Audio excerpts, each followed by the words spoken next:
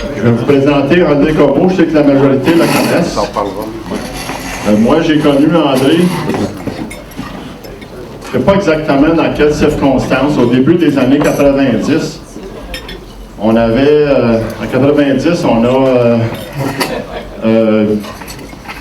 89, on a mis en place le Centre de développement d'agrobiologie, qui a duré 10 ans et qui s'est transformé ensuite en Club CDA.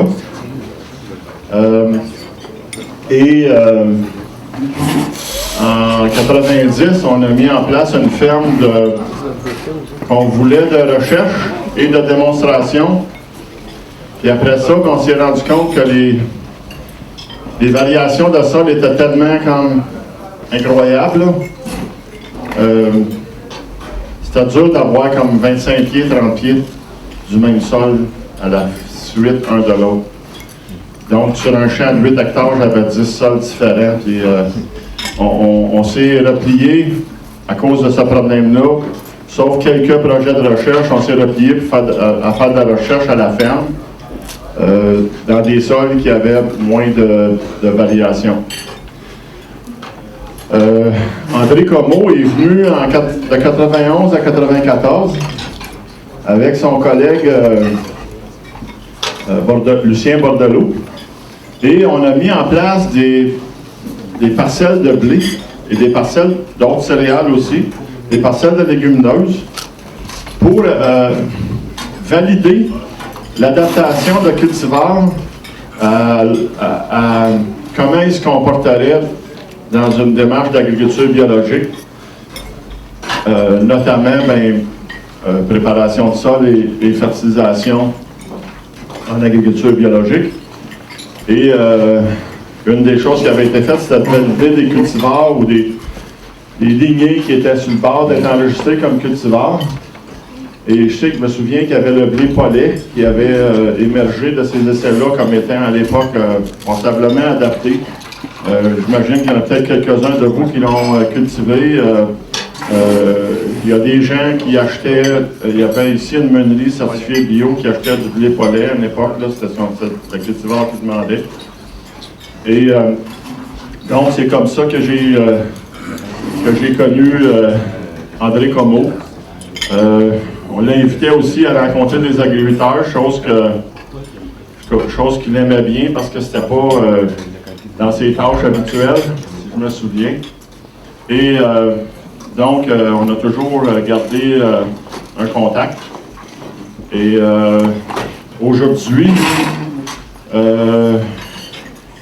il va nous présenter un travail qu'il a fait depuis cette époque-là. Il a transformé ses procédures, ses approches à la recherche. Et il va nous, dans une approche intégrée de recherche, et il va nous présenter cette approche-là aujourd'hui. Puis, dans un deuxième temps, moi, je vais vous parler d'un projet sur lequel on travaille, d'un projet puis peut-être d'un secteur en développement au CETAB, sur lequel on travaille avec André Comeau et d'autres collaborateurs éventuellement. Donc, je passe la parole à André. Bonjour tout le monde, merci d'être ici pour m'écouter. Je vais commencer par, juste pour vous réveiller un peu. Ah, attendez un peu. Moi, je parle fort, mais ça va peut-être aller mieux avec le micro. Non, c'est... Il y a un petit bouton. Voilà. Ça doit être un peu plus fort maintenant, là? Oui? OK. Pour vous réveiller, je vais vous faire choquer un petit peu. J'étais un promoteur des OGM. J'étais en faveur. Et je suis encore en faveur des OGM, mais je pense que c'est dommage qu'une technique qui a du potentiel ait été amenée beaucoup trop vite et sans précaution et soit tombée en de mauvaises mains. Parce que présentement, l'OGM, c'est principalement un vecteur de pesticides et de produits que moi, je ne veux pas manger. Alors, bonne technologie, mais tombée dans de mauvaises mains. Et là, je rejoins un certain docteur Serradini qui dit à peu près la même chose souvent quand il introduit ses propres travaux sur les pesticides. On peut commencer. Il n'y a pas de manette là, pour avancer. Ça prend quelqu'un pour avancer, mais... ouais. Donc, également, pour vous réveiller un peu, je veux vous montrer un peu pourquoi je ne retournerai probablement pas travailler à Agriculture Canada. J'ai fait 43 ans de recherche à Agriculture Canada, mais il y a eu une dizaine d'années là où, au début, ça allait très bien, sous le régime conservateur, puisqu'il faut le nommer. Puis quand ils sont devenus majoritaires, il y a eu un virage bout pour bout contre la recherche publique. Maintenant, les objectifs de la recherche publique me tiennent toujours à cœur autant qu'autrefois, et je les poursuis encore, même à titre privé. Ça, c'est ce qui est arrivé à presque toutes les bibliothèques scientifiques fédérales, du moins au ministère de l'Agriculture, au ministère de l'Environnement. Et bon, c'est un secret d'État que vous voyez là, c'était un secret d'État. Next.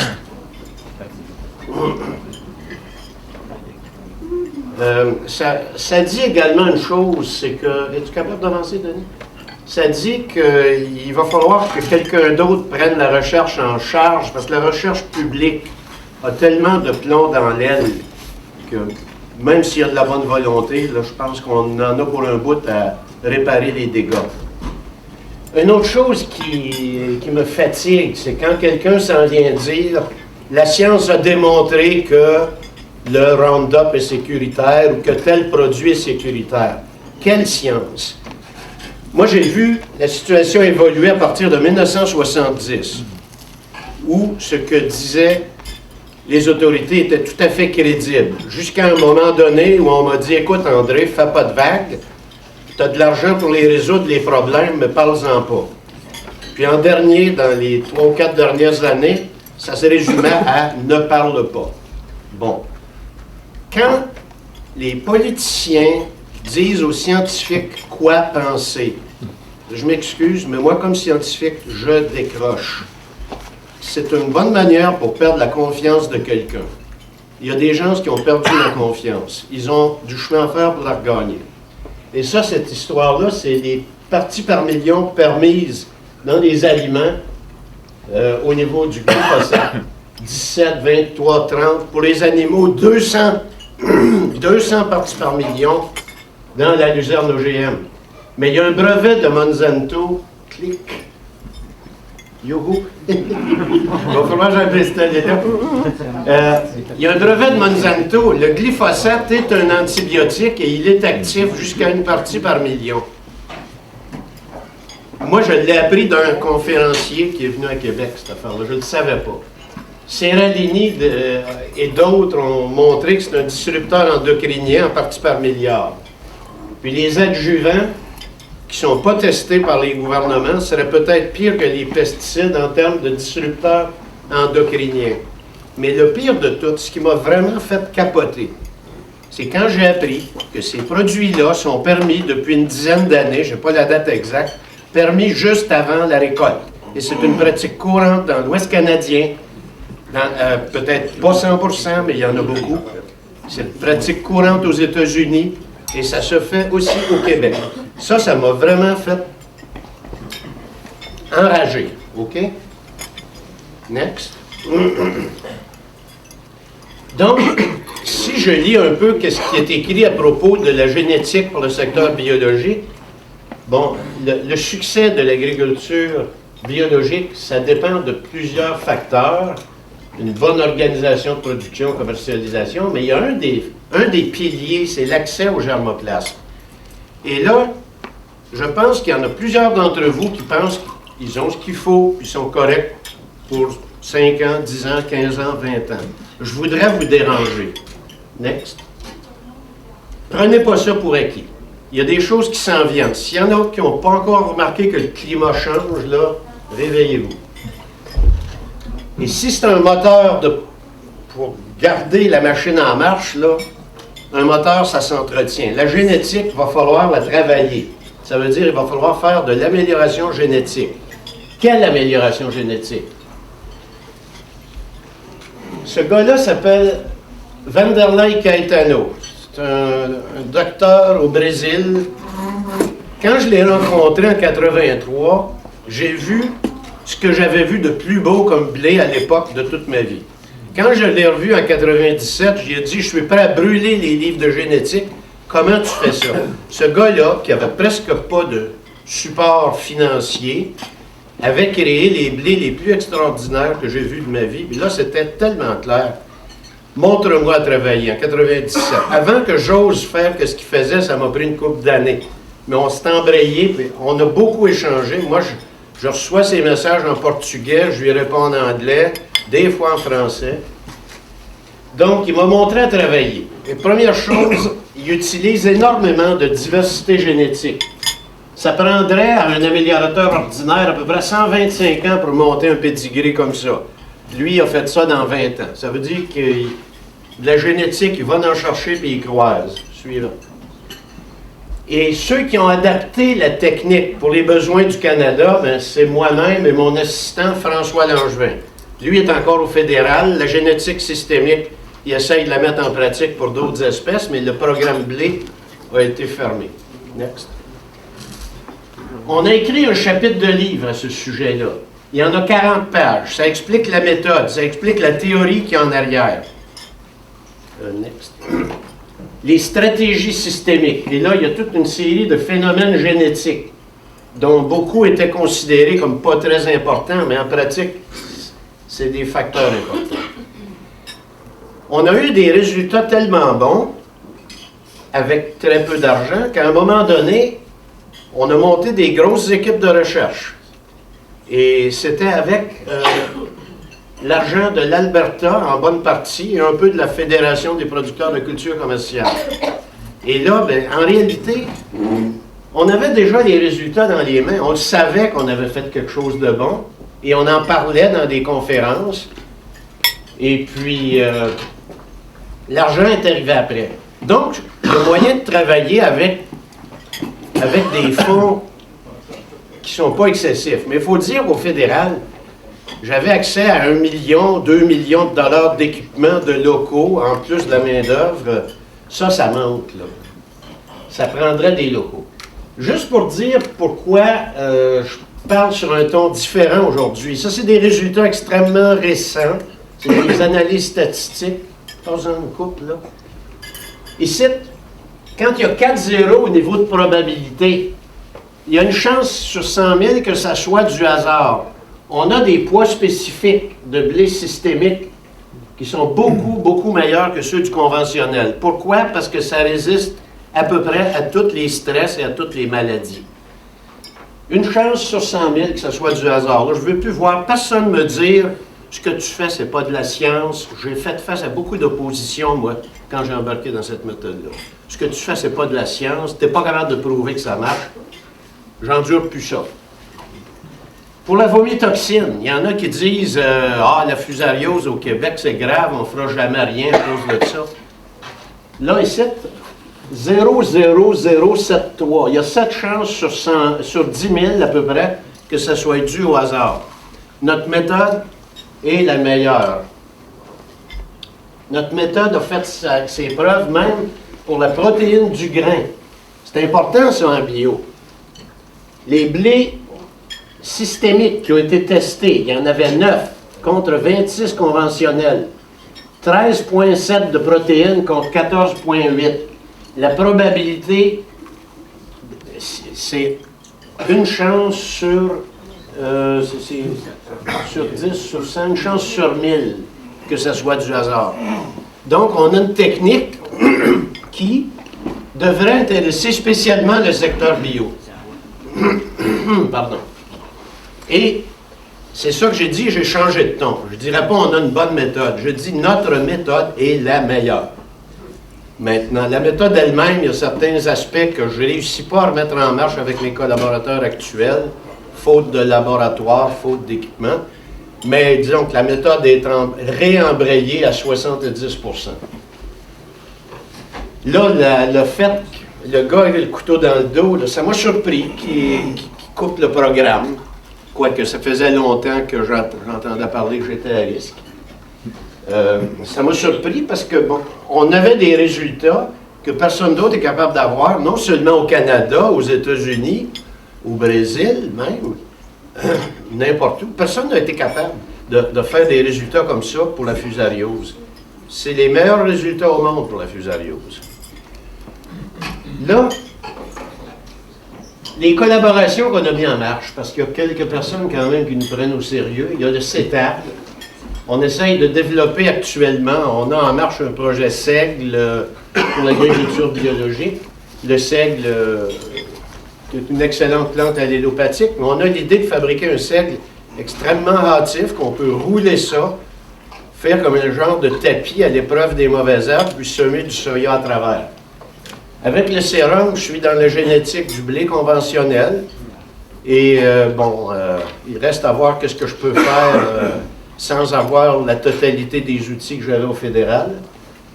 Et puis, il y a Bionor Résistance. Ça, c'est la petite compagnie familiale, moi et ma conjointe, et des fois les enfants qui s'en mêlent. En fait, la seule personne qui a vraiment investi beaucoup d'argent dans le secteur biologique pour le blé, là, c'est ma conjointe. Elle a mis de l'argent. Et la famille Bata. Peut-être plus que 4 000 $ un peu. C'est peut-être plus proche de 5 000. Bon. C'est quand même un bon encouragement. J'ai regardé qu'est-ce qui se fait dans d'autres pays pour créer des plantes adaptées au secteur bio. Et ça, c'est une distribution de budget qui couvre la Suisse et l'Allemagne. D'où vient l'argent pour faire la génétique? Il y a beaucoup d'argent qui vient de fondations. Quelle leçon que ça nous donne? Peut-être que si on connaît des riches qui s'intéressent à manger bio, il faudrait nous dire que c'est un secteur qui a besoin d'argent. Mais l'argent, pour le reste, vient de toutes sortes de sources différentes, incluant commerce et nettoyage de semences et de grains. Les gens s'organisent comme ils peuvent. On n'est pas comme dans le secteur des OGM. Dans le secteur des OGM, l'argent se fait beaucoup plus en vendant des pesticides et en vendant des semences à prix fort parce qu'il y a des gènes brevetés, etc. Ce n'est pas le même modèle d'affaires. Il faudrait que le gouvernement se rende compte que s'ils sont sérieux pour diminuer les pesticides, il va falloir qu'ils supportent. Et je ne sais pas qui va aller leur parler, mais moi je suis bien prêt. Des projets qui ont supporté la génétique bio, il y en avait un en Europe, le projet Solibam. C'est vraiment organique, low input, faible input. C'était vraiment dans ça. Et il y a un projet Cobra qui appelle avec 42 partenaires européens. Ça veut dire qu'il y a du monde qui se parle. Et ils se parlent de génétique présentement. Ça commence à être à l'ordre du jour. Et il y a le projet Diversifood. Et ce que je trouve intéressant à mentionner ici, c'est que là, tout le monde se parle. Le secteur réglementaire, les chaînes d'alimentation, les généticiens, les fermiers, les associations de producteurs, les services d'extension et d'autres scientifiques.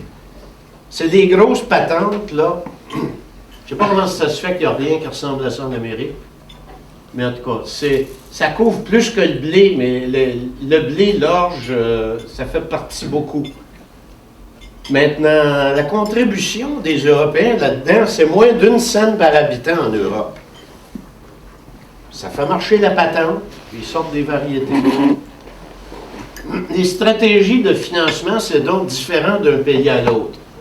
Au Canada, il y aurait une possibilité que les royautés soient significatives si on visait, par exemple, à fabriquer une variété de blé qui est adaptée à la fois pour le conventionnel et pour le bio.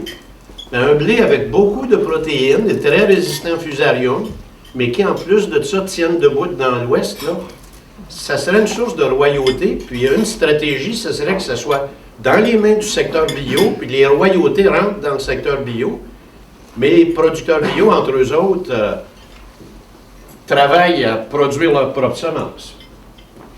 Maintenant, je veux vous dire également ce qui vous pend au bout du nez avec l'avenir. Les aliments vont être plus chers et les aliments vont être moins sains parce que le climat de la planète va être moins favorable pour les légumes. Donc, il y a une urgence qui s'appelle les changements climatiques.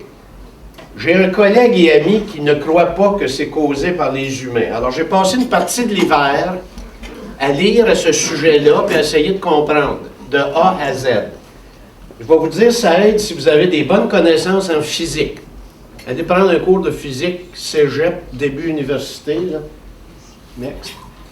Et conclusion d'André Comeau, puis j'aime pas gaspiller de temps là-dessus aujourd'hui, c'est le CO2 qui est le problème grave, parce qu'une fois qu'il est rentré dans l'atmosphère, ça va y prendre un millénaire à s'en aller. On a un foutu problème.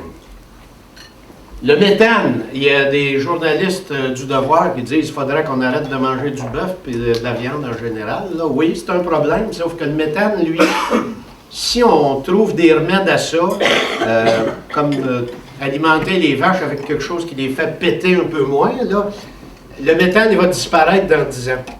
Alors, le méthane, c'est un petit problème. Puis évidemment, ben là, il y a du monde qui n'ont pas intérêt à ce qu'on prenne ça au sérieux, des pétrolières, entre autres, et ils sont très efficaces. Donc, next. OK. Mais je vous dis, vous avez un foutu problème, sauf que le Québec, peut-être, va être moins frappé que d'autres pays. Deuxième problème, la biopiraterie légalisée de la part des multinationales. Plus ça va, plus ils veulent tout avoir au niveau de la base génétique. Ils l'ont déjà fait avec le maïs. Ils l'ont à peu près fait avec le soya. C'est presque impossible de partir c'est pas complètement impossible, mais c'est très difficile de partir un programme dans le maïs ou dans le soya à l'heure actuelle, parce que les multinationales ont tout ramassé et leur prochaine cible, c'est le blé. D'après ce que moi j'ai entendu en me promenant dans les corridors où ces messieurs-dames se promènent. Donc, il y en a qui disent qu'il ne faut pas s'énerver, le Roundup, c'est parfaitement sécuritaire, toutes sortes d'affaires. Il y a des journalistes de Québec qui pensent que tout va très bien. Je ne sais pas s'ils ont lu à propos de tous les problèmes qui sont en augmentation. Vous savez, à un moment donné, le tabac, moi j'étais tout jeune, je devais avoir à peu près 15 ans à l'école. Il y a un médecin qui est venu nous dire qu'est-ce que ça causait, cancer du poumon. Combien ça a pris de temps avant qu'il y ait une preuve? Oh, une seconde. C'est l'heure de regarder où je suis rendu dans ma conférence. Peux-tu revenir en arrière? Je ne sais pas si c'est faisable. Oui. La preuve scientifique que le tabac cause le cancer, ça date aux alentours de l'an 2000. Moi, j'en ai entendu parler en 1960. Ça a pris 40 ans avant d'avoir la preuve scientifique. Là, on est rendu avec, je ne sais pas combien, de dizaines ou de centaines de milliers de produits chimiques dans l'environnement, dont un des plus importants, c'est les résidus de glyphosate et de leurs adjuvants. On va-tu attendre d'avoir la preuve scientifique que c'est eux autres qui sont impliqués dans quoi que ce soit, là? En culture de cellules, on voit que ça dérange les cellules du cerveau, les cellules du système nerveux. Il y a toutes sortes de choses qu'on a des preuves circonstancielles. Et la courbe, la corrélation entre le glyphosate et ces maladies-là, souvent, c'est la même corrélation que tabac, cancer du poumon. C'est pas une preuve, bien d'accord. Maintenant, le fait que le glyphosate est un antibiotique, pour être en bonne santé, ça prend dans votre intestin 80% de bonnes bactéries, 20% de néfastes, on peut endurer ça. Ce qui est certain, c'est qu'il y a beaucoup de bactéries dangereuses qui résistent au glyphosate.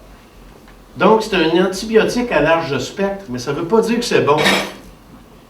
Et le microbiote contrôle la santé du cerveau, la santé du corps, ça contrôle le développement du fœtus, ça contrôle beaucoup de choses. Et c'est quasiment miraculeux comment est-ce qu'on n'en entend pas vraiment beaucoup parler. Depuis que le glyphosate est sur le marché, il y en a eu 10 millions de tonnes de répandus. Et il y a un abus croissant depuis une quinzaine d'années. En fait, le gigantisme de la pollution, là, ça serait 120 fois un gros super pétrolier plein de glyphosate, pas de Roundup. Ça serait 240 super pétroliers remplis. Et si on regarde le calcul, ça fait 6 à 7 kg de Roundup par hectare de terre cultivable sur la planète. Savez-vous que ça commence à être beaucoup? Si on mettait ça toute la même année, là, il n'y aurait plus rien dans tous les champs cultivés de la planète. Ça fait que À un moment donné, ça commence à faire de dire on n'a pas besoin d'étudier les conséquences. On a déjà prouvé, il y a 20 ans, que c'était sécuritaire. Il y a 20 ans, y a-t-il quelqu'un qui s'attendait que ça deviendrait utilisé à des quantités pareilles? OK, next. Donc, il y a également l'opportunité là-dedans, parce que tous ceux qui comprennent un peu le moindrement les effets des pesticides vont être intéressés à manger bio. Et le thème bio pour tous, moi j'y crois. Maintenant, la génétique va aider à rendre ça disponible pour tous. Si vous ne voulez pas devenir l'esclave des multinationales qui vont avoir pris possession de toute la génétique dont vous avez besoin, il faut se réveiller là. Démocratiser la génétique végétale, bien, ça veut peut-être dire essayer d'enseigner les méthodes que j'ai découvertes en travaillant avec le docteur Caetano. Parce que si on laisse aller les affaires, ben, c'est que la génétique moderne, il n'y a pas juste les OGM, là, il y a les marqueurs moléculaires, etc. On va breveter des petites séquences d'ADN. Le but de ça, est-ce que c'est vraiment le bien public? Moi, si quelqu'un le fait pour le bien public, la génétique moderne, j'aimerais ça embarquer. Pour l'instant, je ne me suis pas servi beaucoup. Et l'influence des multinationales, ils décident à votre place qu'est-ce que c'est que vous allez manger puis boire. Allez dans les épiceries, puis regardez, puis commencez à lire les étiquettes. Vous allez voir qu'en réalité, vous n'avez pas grand choix. C'est eux autres qui détiennent le pouvoir de vous faire manger qu'est-ce qu'ils décident. S'ils décident que ça va être des OGM, ça va être ça.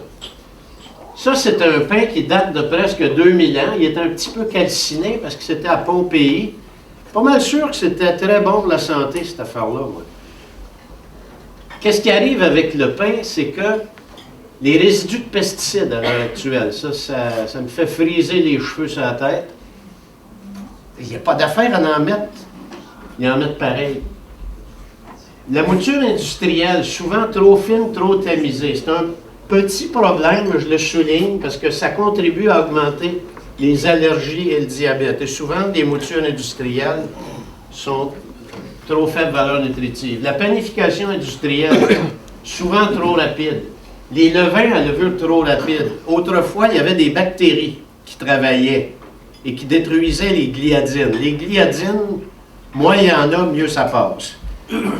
Et il y a des additifs, propionate, azidocarbonamide, je m'enfarge avec ce nom-là. Le fait aussi que la génétique a poursuivi les objectifs industriels. Donc, qu'est-ce qu'on voulait? On voulait que le pain soit toujours de la même grosseur, puis qu'il lève en masse, puis qu'on met beaucoup d'eau, pas beaucoup de farine. Mais à travers tout ça, il y a eu une baisse de la valeur nutritive qui est plus flagrante en Europe qu'en Amérique. Et il y a eu l'augmentation des toxines fongiques. Et apparemment, Mme Vachon me disait hier, là, que même au Québec, ça a quelque chose à voir avec le glyphosate. C'est-à-dire que le fait de mettre du glyphosate à répétition dans un champ pour tuer les mauvaises herbes, ça augmente les probabilités d'avoir du fusarium. Alors, la régie n'est pas correcte. Donc, en génétique, la génétique conventionnelle, j'en ai fait pendant 30 ans.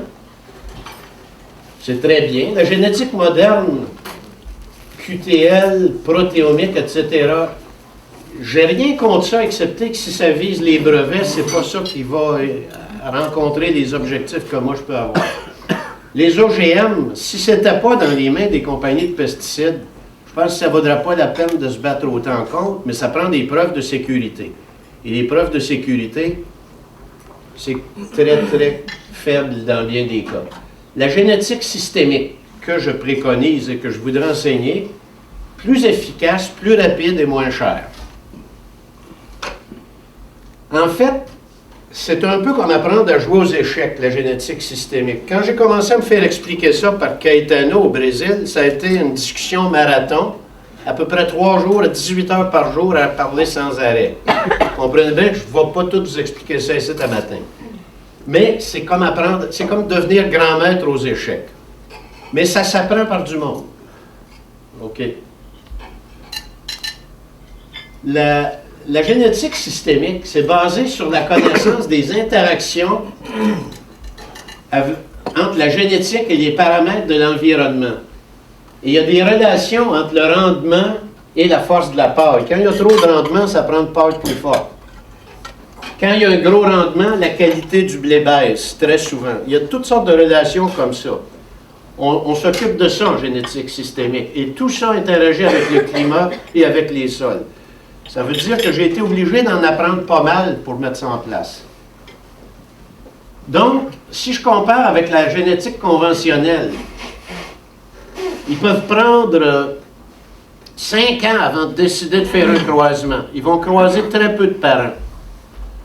Là, ils vont faire le croisement, puis ils vont être obligés d'auto-féconder et de tester pendant des années. Au bout de 12 ans, ils ont des candidats à devenir cultivars. La génétique systémique, la grosse différence, là, attelez-vous pour en faire des croisements parce qu'on va chercher beaucoup de candidats possibles. On croise et on recroise des fois direct l'année d'après.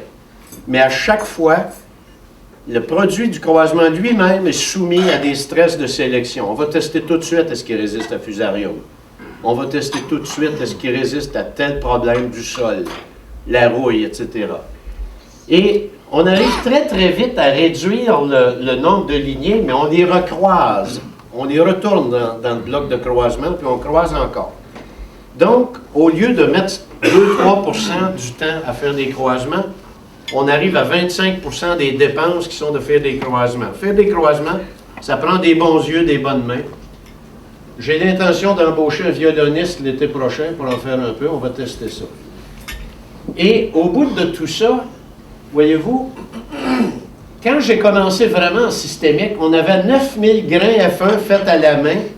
Si on les avait cultivés en pot, premièrement, il aurait fallu investir quelques millions pour avoir la place pour les cultiver en pot pendant l'hiver, ou encore envoyer ça en Nouvelle-Zélande. Bon. Et on ramène ça au Canada, ça aurait fait 9 km de long de parcelle. Pour faire la sélection Fusarium, ça aurait coûté un quart de million, un tiers de million de dollars. On n'avait pas du tout ces budgets-là. On a géré ça sur 500 mètres carrés, 65 fois moins d'espace.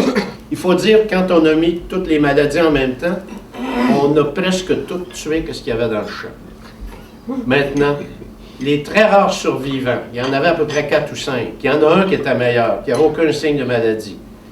Ce blé-là, unique, sur 9000 grains F1, va être dans le pedigree de plusieurs variétés canadiennes qui vont être dans le champ d'ici 5 ans. Et ça va commencer au Québec. Donc, on a cherché, quand j'ai commencé à parler avec Denis, quelque chose de faisable, vite fait, après abordable, qui serait utile au secteur bio. C'est là que Denis est arrivé avec l'idée. Problème numéro 1, mauvaise herbe, c'est mauvaise herbe, on va prononcer ça bien, là. Principale raison d'être des pesticides. Alors, qu'est-ce qu'il voulait? Lui, il voulait récupérer pour le Québec une méthode développée par exemple à l'Institut Rodale, où est-ce qu'on a le seigle, on va le rouler, faire une espèce de tapis, semer le soya à travers. Mais là, ça prenait un seigle extrêmement hâtif. Alors, on a ramassé des seigles à gauche, à droite, collection internationale, et sur 35 000 épis de seigle, il y en a qui ont reçu une marque là, pour que je puisse les... Je les ai marqués au moment où ils ont fleuri. Parce qu'on roule le seigle quand il va fleurir. Et puis, on a ramassé ces épis-là. L'année suivante, on a regardé lesquels de ces épis-là étaient stables dans leur comportement. Vous en avez un ici, là, qui a beaucoup d'épis marqués en rouge. Ça, c'est stable. Alors, c'est surtout ça qui est gardé pour la génération subséquente. Et c'est rendu là, probablement que la neige est fondue, puis ça doit ressembler à ça, mais en plus dense. On a semé clair parce qu'on veut produire beaucoup de kilogrammes de ce nouveau seigle, là, qui va être propriété du CETAB. Si ça va bien, 60 à 80 kilos de seigle, mais il reste 3 jours d'ouvrage à mettre là-dedans pour enlever n'importe quoi qui fleurirait en retard. Et l'apparence du seigle, vous l'avez ici, ça c'est à Lobinière, sur un terrain qui m'appartient. Le seigle CETAB ressemble à ça. Et le seul autre seigle hâtif qui existe, c'est le Aroostook. C'est ça qui est utilisé par l'Institut Rodale. Et il y a beaucoup de producteurs qui m'ont dit qu'ils ne l'aiment pas parce qu'il n'est pas assez vigoureux. Chose certaine, le seigle du cétable, il décolle en force. Il décolle avec beaucoup de vigueur. On verra bien. Là, je reviens au blé parce qu'il faut débuter avant que les gros joueurs aient fait main basse sur le bon matériel génétique. J'ai commencé à faire des croisements, ça fait pas très longtemps, là, et c'est là que l'aide de ma conjointe a été très utile parce que ça coûte un petit quelque chose. Je veux montrer la preuve qu'un blé allélopathique est capable de tuer les mauvaises herbes sans pesticides. Vous le voyez ici, là, c'est propre. Ce blé-là, il a tué les mauvaises herbes jusqu'à cette distance-là de la parcelle de blé. Un blé comme ça, vous n'auriez pas besoin de mettre un herbicide. C'est pas encore rendu dans un type complètement agronomique au Brésil. Vous voyez le témoin ici, la mauvaise herbe rentre dans la parcelle. Mais ça fait partie des objectifs faisables à long terme. Il y a d'autres objectifs. On pourrait travailler sur la saveur du blé, pour que le blé se distingue par sa saveur. Il y a des vidéos sur YouTube qui montrent comment faire des croisements. C'est très facile. Et si vous avez pris des parents, 2 blés du commerce, là, que vous n'avez pas volé à votre... vous faites le croisement, d'après les règlements de l'UPOV, ça vous appartient. Donc, j'ai fait des croisements, j'avais le droit légal d'utiliser les parents, ça m'appartient. Et j'ai investi de l'argent là-dedans pour faire avancer ça. Mais là, le gros du travail reste à faire. C'est bien beau d'être propriétaire d'un grain F1 ou d'un matériel en ségrégation. Et là, c'est là que la connaissance de l'approche systémique est importante. Parce qu'il y a beaucoup de choses qui sont contre-intuitives, entre autres le fait que 99% de ce que vous produisez doit être mis à la poubelle le plus vite possible, c'est-à-dire après 1 an, 2 ans, 3 ans. Il faut que vous ayez déjà décidé que c'est pas ça que vous voulez, c'est pas ça que vous avez besoin. Ça prend des méthodes spéciales pour prendre des décisions aussi vite que ça. Dans ce que j'ai fait avec Agriculture Canada et avec la collaboration du CERON principalement, on a atteint très vite l'objectif résistance à la fusariose et même on faisait du progrès vers le rendement. Là, il y avait la qualité. Parce que les premières choses qu'on a sorties, là, ça c'est des farinographes. Là. Les farinographes n'étaient pas corrects. Le rendement farine n'était pas parfait. On était un peu inquiets au début. Et la méthode en question, ça a été développé par mon ancien patron, avec mon aide un peu. C'est des petits pains à peu près gros comme ça, faits avec des robots. On s'est mis à tester nos blés, puis ça, c'est des blés résistants à fusarium qui font du pain. Alors, c'est là qu'on était quand le programme a été coupé. Le blé Walton, que vous aimez bien, c'est grâce à ces petits robots-là qui est sur le marché, parce que il a été développé dans les maritimes, l'améliorateur l'avait mis à poubelle. Et c'est mon patron qui a averti l'améliorateur, dis donc, ça fait du pain ton affaire. Alors c'est grâce à nous autres. Et je montre un peu là ici les données statistiques. Non seulement c'est bon pour régler la fusariose, mais on a un gain de protéines de 1% avec l'approche systémique. Et je veux montrer des chiffres qui sont des essais d'enregistrement pour décider les blés qui vont être enregistrés dans les 2 ou 3 prochaines années. Les petites étoiles ici, là, ça c'est ce qui vient de la génétique systémique. Puis les petits carrés bleus, c'est tout le reste. Vous avez Elios, un blé que vous connaissez peut-être. Les blés de l'Ouest seraient tous à peu près là et plus haut, c'est-à-dire vous avez ici l'axe de la vomitoxine dans des inoculations artificielles. On monte ça à des niveaux extrêmement élevés. Et ici, c'est l'axe des symptômes. Maintenant, vous avez un petit groupe de lignées ici, dont il y en a au moins 5 ou 6 ou 7 qui n'auraient jamais besoin de pesticides en agriculture biologique. Et de ces lignées-là, il y en a une couple qui font du très bon pain et qui ont même un très bon rendement. Ça, c'est l'épidémie naturelle de fusarium en 2015 a été très, très forte à Saint-Étienne-de-Lauzon. En rouge, c'est les blés conventionnels, de sources conventionnelles, et en bleu, les blés systémiques. Et encore une fois, vous voyez l'avantage très, très clair des blés systémiques au niveau fusariose. Maintenant, les niveaux de toxines, ici, c'est inoculation naturelle, épidémie naturelle, dans une épidémie qui est la pire que moi j'ai vue de toute ma vie.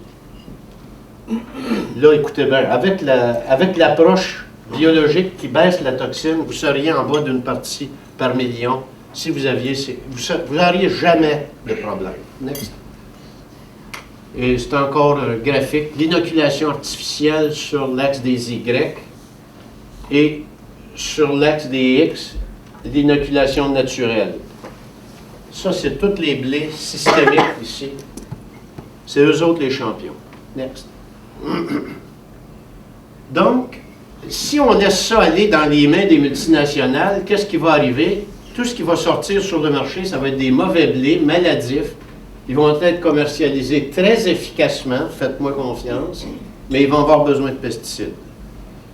Ils vont avoir également besoin de fortes doses d'engrais, parce que pour avoir le rendement élevé, la voie facile, c'est d'avoir des blés faits spécialement pour donner le rendement maximum, et automatiquement, vous avez moins de protéines. Vous avez ici un exemple parmi d'autres. Là, il y a des centaines d'exemples de ça. La relation entre la protéine et le rendement. La protéine sur l'axe des Y, rendement sur l'axe des X. Quand vous allez chercher la protéine, vous tombez à 4 tonnes hectare. Quand vous allez chercher le rendement, vous tombez à des niveaux de protéines très faibles. C'est ça le problème. Next. Maintenant, si on regarde les blés conventionnels comparés à systémiques, la différence entre les deux pour la protéine, c'est de ça que je parle. Vous voyez les petits points dorés, là, ça c'est systémique. Et c'est comme si eux autres, ils ont encore la corrélation, mais elle est 1% plus haut pour la protéine. Donc, l'autre question, j'ai commencé à faire des croisements moi-même, des croisements que je possède avec ma conjointe, Nassa Bichara, ici présente. Et j'ai déjà eu mes premiers résultats de fusarium dessus, et j'ai 15% de résistants. C'est déjà 5 fois plus qu'ils peuvent en avoir dans l'Ouest canadien. Il faut dire, j'ai choisi les parents pour ça. Là, j'arrive à la conclusion, il faut devenir maître chez nous, et je parle non seulement pour les producteurs bio, je parle pour la population civile en général. Il faut posséder la génétique. Maintenant, qui va payer pour faire de la génétique bio? Il va falloir trouver du monde qui paye. Et il y a un travail de lobbying à faire avant qu'il soit trop tard. Il va falloir parler à des personnages influents. Un de mes exemples pour m'avancer aussi loin, même après la fin de ma carrière à Agriculture Canada, c'est Antoine Davignon. C'était un simple assistant de recherche à Agriculture Canada. Ça a été un des membres fondateurs de Semences du patrimoine. Beaucoup d'entre vous connaissent cette organisation-là. Ils organisent la fête des semences. Et ça a grossi et c'est devenu quelque chose de très important. Alors, c'est un exemple. Ça veut dire que c'est important d'aller de l'avant quand on a une bonne idée. Au niveau des producteurs bio, il y en a encore qui s'imaginent qu'ils peuvent travailler avec des variétés ancestrales, mais surtout avec les changements climatiques qui s'en viennent et avec les nouvelles maladies qui arrivent. Et on en a d'autres qu'on voit venir 5 ans, 10 ans d'avance. Ça peut devenir assez sérieux. Les blés qui ont été créés il y a un siècle, ou même 25-50 ans, ils sont de moins en moins bons pour la culture en 2016. Ils ne sont pas capables de s'adapter au climat. Ils vont être victimes de maladies, victimes d'insectes, peut-être d'autres problèmes qui nous arrivent du Sud. C'est essentiel de se rendre compte que les ressources génétiques, c'est là pour servir à faire des croisements. Et avec la sélection systémique, il y a moyen de suivre la parade. Il y en a qui essayent de vous faire croire que les OGM, c'est la solution. Ça ne fonctionnera pas. Parce que ça, c'est comme de la microchirurgie. Vous allez enlever une épine du pied d'un éléphant, c'est pas ça qui va changer l'éléphant. Les variétés anciennes, j'en avais testé en 2004. Vous avez ici le marquis, qui est la source de la qualité dans les blés canadiens. Écoutez bien, là. 80% de pertes avec bourré d'ergot et de fusarium en 2004.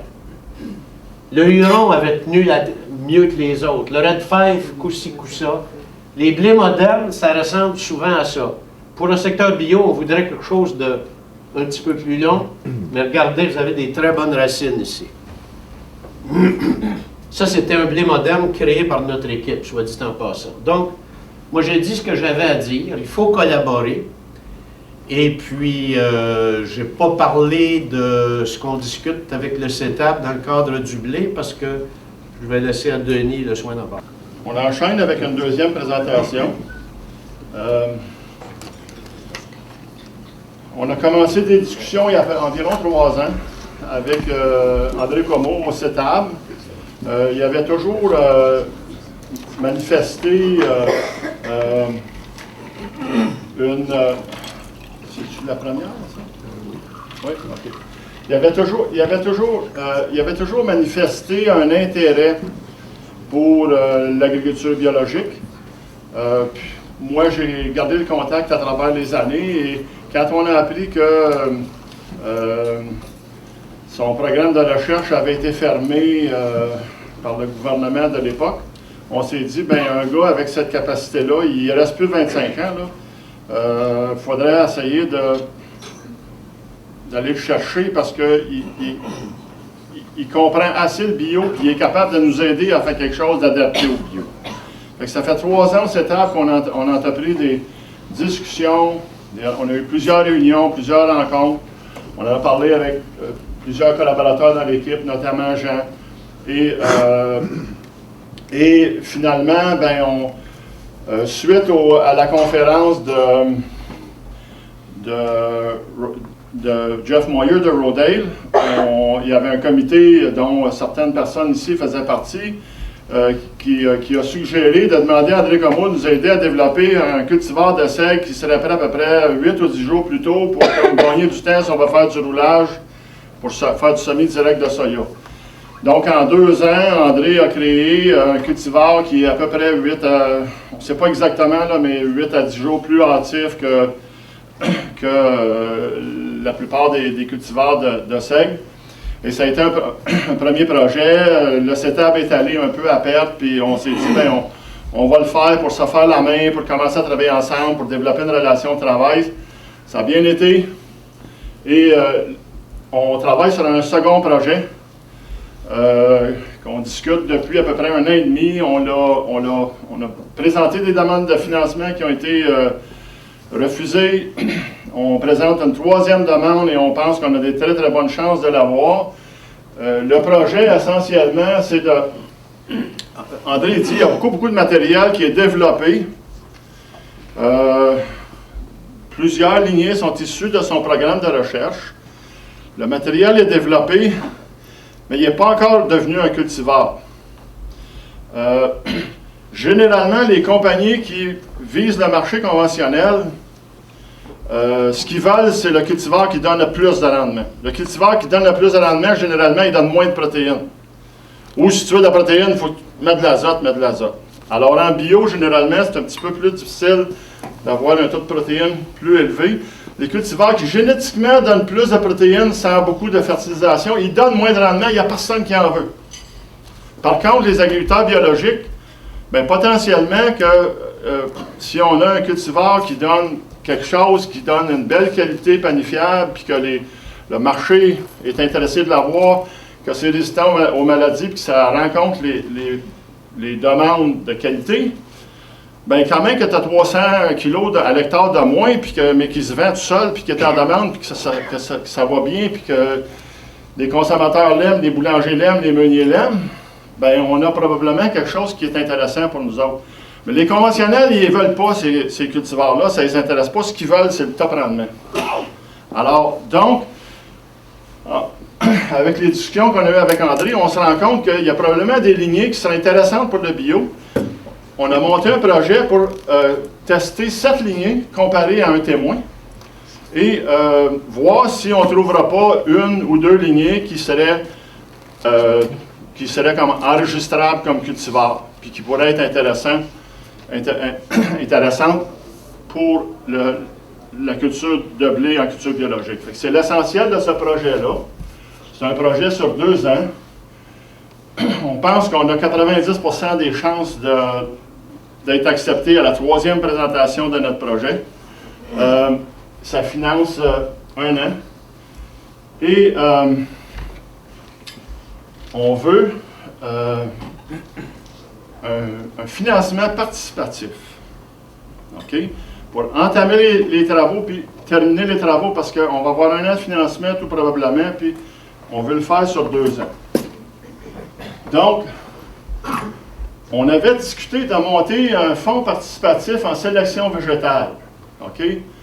On réfléchit à monter un fonds participatif en sélection végétale.